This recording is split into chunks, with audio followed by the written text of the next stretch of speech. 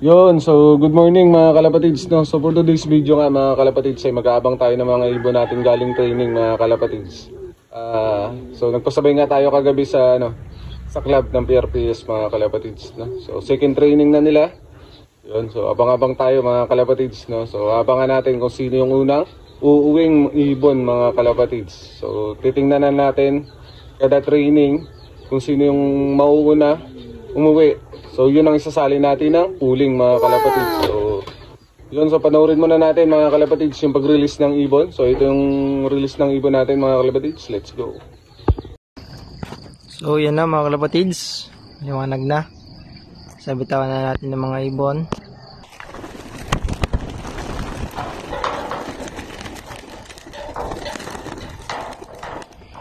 So welcome back mga kalapatids, no? So yun na nga, nai-release na yung mga ibon natin. So abang-abang na tayo. So pero bago yung mga kalapatids, no? So i-share ko lang muna yung ating mga bagong inakay dito mga kalapatids. So hindi pa tayo nakapaglinis ng loop mga kalapatids dahil nilalabig nga tayo. So yun, siyempre nag-aabang tayo ng mga ibon mga kalapatids, no? So ipapakita ko lang yung mga bago nating inakay dito mga kalapatids. Let's go. Yun, so mga kalapatids, at ito nga pala yung anak nila Cage 50 mga kalapatids, nakakross sa ibon ni Timax mga kalapatids na Bio Pigeon Bird mga kalapatids. So nilabas talaga purong white mga kalapatids, no? So inaasahan ko na ilabas na kulay mga kalapatids ay kulay ng nanay. So wala, so nilabas talaga purong white mga kalapatids, no? So si Cage 50 hindi naman yan siya purong white talaga mga kalapatids, no? Kung mapapansin nyo sa leg niya, may mga brown yan mga kalapatids na kulay, tapos brown itim, no? So siguro ganun ang ilalabas, pero parang purong white talaga, no? So ganun pa man, wala talaga tayong magagawa mga kalapatids, no? So pinag-iisipan ko pa to mga kalapatids kung ipamamigay natin o i-stock natin dito sa loop natin mga kalapatids, dahil pinag-iisipan ko mga kalapatids na baka may dumating na araw na may maghanap sa atin ng puti, no? So pwede naman daw yun yung yung may nagsabi kasi sa akin kalapatids na pabatcher and then bonds na batcher na pwedeng iparenta sa mga magpapakasal mga kalapatids, no? Wow. So yun yung inaisip kong plano sa kanila mga kalapatids, dahil kung isasali ko to ng karera mga kalapatids, pagiging foods lang to ng palkon dito. Maraming palkon dito mga kalapatids, lalo na yung first training namin mga kalapatids, may napalkon ka agad pag uwi. So may mga tama agad sa pakpak, no? So ganun kadaming palkon. So first training pa lang may napalkon na kaagad at may hindi nakapagpauwi ng ibon mga kalapatids. Ganun kahirap dito sa Puerto Princesa, Palawan mga kalapatids, no? So dito naman tayo sa mga bro natin mga kalapatids. Let's go. Yun, so dito tayo sa mga bro natin mga kalapatids. At eto na nga ang sinasabi ko, dahil yung isa dito mga kalapatids ay maliit pa. So yun, kung napapansin nyo sa dulo mga kalapatids, may ring na nalaglag. So sa kanya nga talaga mga kalapatids, maliit na inakay. So ibabalik lang natin to mga kalapatids, no? So kukunin ko lang yung ring at yung inakay mga kalapatids nang maibalik natin yung kanyang sing-sing. Yun. So ito na nga mga kalapatids, natanggal. So ang inaasahan ko matanggal dito ito mga kalapatids, tayo, pero hindi natanggal naman. So maliit pa. So mas naunang lumaki yung unang napisang itlog mga kalapatids, no? So ganun pa man, wala tayong magagawa. So sinabay ko na lagyan ng ring mga kalapatids, baka makalimutan ko pa. So i-check ko lang lagi. So araw-araw lang natin i-check yan mga kalapatids, no? So yan. So talagang maliit pa siya mga kalapatids, no? Bukas o 2 days pa talaga pwedeng suksukan to, pero nilagyan ko na kaagad mga kalapatids para sabay na. So lagi lang i-check, no? Sayang ang ring. Hindi naman na binigay na lang tong ring na to, pero sayang yung ibon kung walang ring mga kalapatids. Hindi natin masusubukan mailaro mga kalapatids, no? So yan siya. Yun, so talagang maliit pa, dilaw na dilaw pa, wala pa talaga siyang masyadong no? So ibalik ko na to mga kalapatids at update na lang sa paglaki ng mga inakay natin mga kalapatids. Yun. So abang-abang na tayo mamaya mga kalapatids, no? So baka maya-maya dyan na yan sila. Yun, so welcome back mga kalapatids, no? So may nakapagpauwi na nga ng ibon mga kalapatids. So si Pres John de Guzman mga kalapatids, dumating yung ibon niya ng 6:54 ng umaga mga kalapatids. At yun, yung sa atin ay wala pa. So hanggang ngayon wala pa mga kalapatids. So medyo mabagal mga kalapatids, pero ganun pa man mga kalapatids ay wala tayong magagawa dahil nag-uumpisa pa lang naman sila mag-training mga kalapatids, no? So wala, hindi pa naman doon basihan yung ibon mga kalapatids. So abang-abang pa rin tayo mga kalapatids, no? So matagal-tagal pa naman yung pooling, kaya magkakaalamanan kayo sa pooling talaga mga kalapatids, no? So siyempre umaasa rin tayo ngayong pooling mga kalapatids dahil madalang tayong manalo doon mga kalapatids. So gusto talaga natin manalo ng pooling, siyempre pambili ng patoka nila mga kalapatids.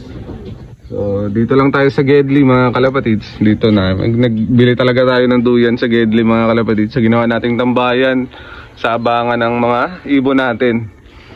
So yun mga kalapatids. So yun, so may tatlo na mga kalapatids, di ko alam kung akin yan. So check natin mga kalapatids, meron nang dumating. So tatlong ibon, so may white na kasama.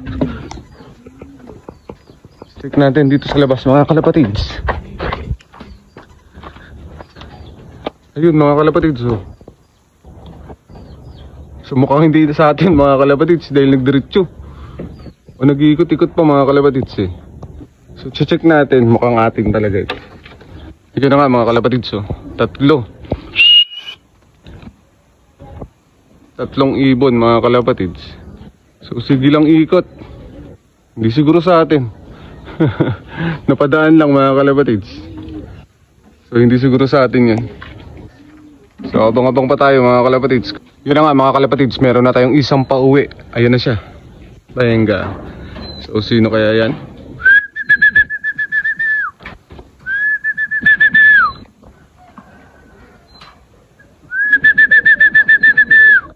Yun, sino kaya to mga kalapatids? At yun na nga mga kalapatids. So yun na, sino kaya to? Yun, so first bird natin mga kalapatids, yung stock bird natin na sinusubukan ngayong North Race mga kalapatids, no? So stock bird ko talaga to mga kalapatids, gagawin ko sanang breeder soon. So 1 taon na tong naka-stock lang sa loob, walang lipad-lipad mga kalapatids, no? Simula young bird. So nagkaedad na siya bago ko lang sinubukan paliparin o ipabatsyar dito sa bagong lock. So mga kalapatids, ang hindi inaasahang siya pa talaga yung naunang umuwi mga kalapatids. Yung tatlo kanina, hindi pala atin yun mga kalapatids, dumaan lang. So tamang nag-ikot-ikot lang sa area natin. So ito na, first bird natin mga kalapatids, si stock bird. So ipapangalan na lang natin sa kanya si stock mga kalapatids, na si stock bird mga kalapatids. So 1 taon niya naka-stock sa loop lang natin mga kalapatids, walang lipad-lipad simula young bird, no? So inulit ko lang. Yun, first bird mga kalapatids. So galing. So ito yung nakasahan din natin talaga ito sa pooling, dahil yung pinanggalingan ng lahi na ito mga kalapatids ay galing kay North King, kay King of North mga kalapatids, kay Harry Cinco mga kalapatids, no? Ibon niya yan. Yun, so abang-abang pa tayo ng iba mga kalapatids. May dito pa tayong abangan mga kalapatids. So maya-maya nga mamamalengke na ako, pero abangan pa rin natin. So yun, mamaya na lang mga kalapatids. Bye. Palabas pa lang tayo ng lock mga kalapatids, may dumating na pala na isa mga kalapatids. Yun, yun nag-ano natin mga kalapatids, no? So nasa labas, wait, kulang muna. Ayun mga kalapatids, nasa labas. So palabas pa lang tayo ng loop mga kalapatids, no? Nasa landing board na pala siya. So second bird natin mga kalapatids, yun, 10th overall champion natin nakaraan mga kalapatids ng North Race din mga kalapatids. Susubukan natin siya ulit, no? So pang 10 siya nun, kaya ngayon titestingan natin ulit, baka sakaling tumaas na umano na mga kalapatids, pumasok sa top 5 mga kalapatids. So all bird na lang natin siya isasali. So second bird, yung nag-10th overall champion natin mga kalapatids, no? So wala pa siyang pangalan. Yun, no? Ito yung ibon. Yun, mga kalapatids. So, mamaya na lang mga kalapatids, no? Second bird. Yun, nag-10th overall champion natin. Yun, so pangatlong ibon natin mga kalapatids. Sino kaya to? Mukhang young bird mga kalapatids, no? Young bird natin ata to. So, ito na siya mga kalapatids. Pangatlong ibon mga kalapatids. So, nag-iikot pa talaga mga kalapatids. Young bird nga mga kalapatids, yung blue bar. So, may na lang mga kalapatids pagbaba niya. Yan na mga kalapatids, bumaba na nga siya. So, pangatlong ibon natin mga kalapatids, no? Young bird naman yung pangatlo. So, nauna, dalawang all bird. Tapos itong young bird natin. Pangatlo mga kalapatids. So, meron pa tayong 5 inaabangan. Yun, so young bird, pangatlo. Ay ibon natin mga kalapatids. Yun, so welcome back mga kalapatids, no? So kababalik ko lang nga mga kalapatids, no? So namalengke nga tayo. So hindi na natin naabangan kagad yung iba mga kalapatids. So pag uwi natin mga kalapatids, so yung una nating naabangan kanina, so 3. So ngayon mga kalapatids na dagdagan ng 1. Tapos kanina mga kalapatids ay may dumating ulit na 2 mga kalapatids. Ngunit hindi ko na videoan lang mga kalapatids, no? Kala ko 4 lang talaga yung nakapagpauwi natin.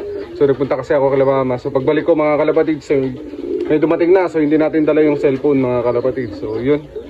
So ang nakauwi na nating ibon mga kalapatids ay 6. Ano, so ito sila.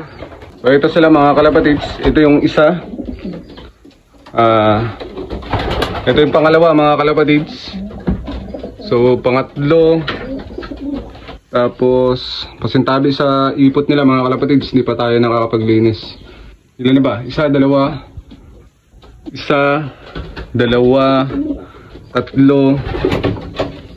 tapos 4, tapos sa dulo mga kalapatids, pang 5, tapos ito, pang 6 mga kalapatids, no? At yun, so 6 yung napawi nating ibon mga kalapatids. So 2 pa ang kulang, isang young bird mga kalapatids. Kapatid nito mga kalapatids, anak ni Mr. Sungit, yung Vandenbroek natin na producer natin dito sa loob. Tapos si 30 seconds mga kalapatids, doon ako nagtataka. So dito tayo.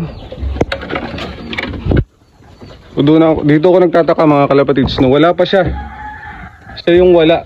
Pati yung young bird natin na anak ni Mr. Sungit, tapos ni Miss Kuyo mga kalapatids, no?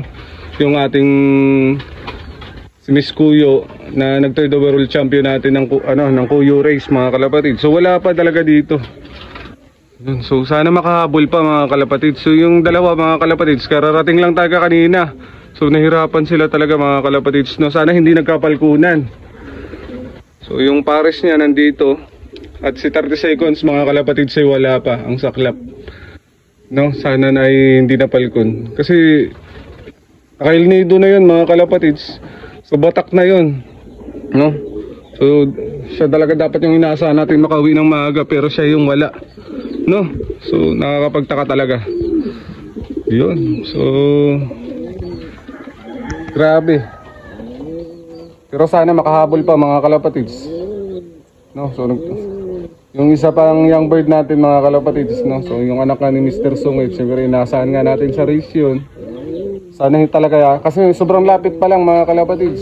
So first time natin mag-training ng ganong kalapit mga kalapatids, at makakaltasan tayo agad. Pero sana hindi mga kalapatids, no? Sana ay naligaw lang ng daan at hindi nagkahabulan ng palkon mga kalapatids.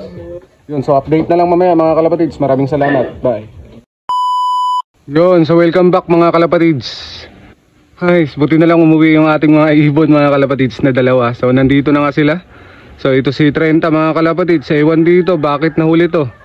So dapat nga ito yung magiging guide, siya pa yung nahuling umuwi mga kalapatids. So hindi natin alam kung anong nangyari. Siguro na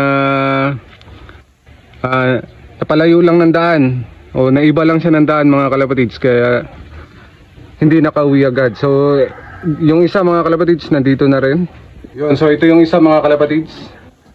Yan, yung anak ni Mr. Sungit, kapatid nito, yung isa natin dito. Yan. Yan, magkapatid yan sila mga kalapatids. Yun, so okay na. Nice. Kala ko mawawalan tayo ng 2 ibon agad sa malapitang training, sa second training ng club. Kala ko makakaltasan agad tayo ng isang young bird tapos si 30. Kala ko mawawala agad, no? Susubukan nga natin ng pooling. So, yun. Thank you Lord at walang nawala. So, kompleto pa rin tayo. So, isa, dalawa. So, dalawa na yung asawa nito. So, 3, 4 yung isa doon. 4, 5, 6, 7. Tapos yung isa si 30, pang 8 mga kalapatids. Yun. So, thank you Lord at kumpleto. At sana sa derby dapat ganun mga kalapatids. Gusto ko yung ganun, may entry silang 8 eh. So, 5 YB, yung mga naka-club ring. Tapos, 3 OB yung entry natin. So, mabigat man sa bulsa. So, syempre dito tayo masaya. Yun. Kaya lahat gagawin natin. So, makamit lang natin yung first overall na hinahangad natin. Kung hindi man pagbigyan, sa susunod mga kalapatids, walang katapusan yun. Hanggang makamit natin. Wala lang susuko mga kalapatids. Tuloy lang sa laban. Yun, so hanggang dito na lang mga kalapatids. Maraming salamat sa panonood. At syempre, huwag niyong kakalimutan mga kalapatids na i-follow yung ating page mga kalapatids. No? So, page 50 Love TV mga kalapatids. Yan. Yun, so hanggang dito na lang mga kalapatids. Maraming salamat. Bye.